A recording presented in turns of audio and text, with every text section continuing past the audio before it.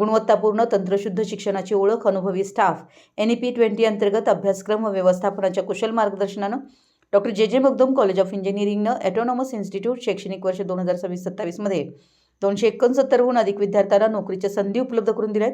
राष्ट्रीय आंतरराष्ट्रीय पातळीवरती काम करत असलेल्या 54हून अधिक कंपन्यांनी महाविद्यालयाला भेट देऊन विद्यार्थ्यांची निवड केली आहे. TCS, Infosys, Yazaki India, SJ contract, Indovance, Sanki solutions या अशा नामांकित कंपन्यांनी विद्यार्थ्यांवर विश्वास दाखवून त्यांची निवड केली आहे.